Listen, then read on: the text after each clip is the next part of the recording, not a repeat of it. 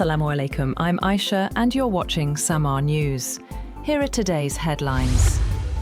Lebanon has announced a partial ceasefire between Hezbollah and Israel in what would amount to a limited de-escalation of the conflict. According to Lebanon's embassy in Washington, the agreement would not end the conflict in that country, but it calls for Israel to refrain from strikes on Beirut and its suburbs controlled by Hezbollah, while the Iran-aligned group would halt its attacks on Israel.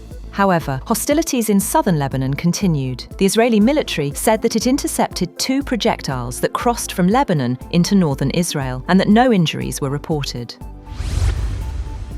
Iran has not yet responded to the latest proposals from the United States, with consultations still underway to finalize a draft response. According to Iranian media reports, the Tehran has not yet sent any official response to the United States regarding the new proposals currently under discussion. The report said consultations are continuing within Iran to finalize the draft and determine the country's position before a formal reply is issued. The ongoing deliberations suggest that Tehran is taking a cautious approach as negotiations move forward.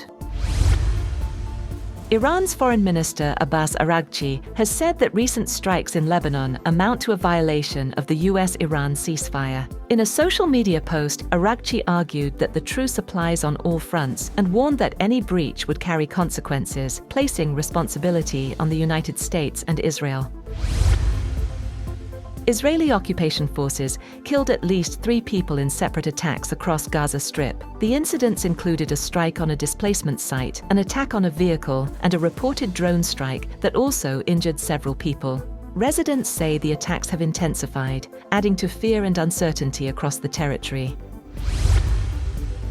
The US is discussing whether to deploy nuclear weapons in additional European NATO states. The Financial Times reported that US officials have signalled openness to additional deployments beyond the existing 6 countries hosting nuclear-capable bombers. The move would involve more countries to host so-called US dual-capable aircraft, which are able to deliver nuclear strikes, while cautioning that an agreement to expand US nuclear hosting was not imminent.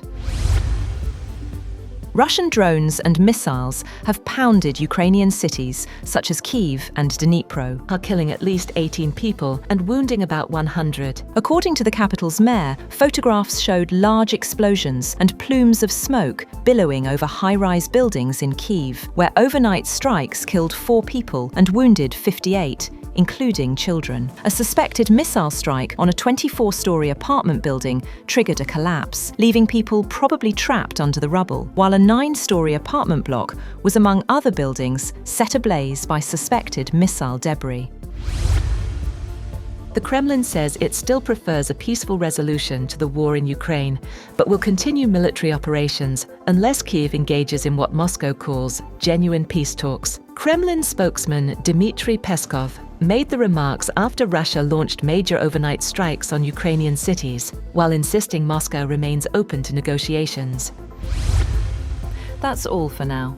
For more updates, visit www.samaa.tv. Thank you for watching SAMAA News.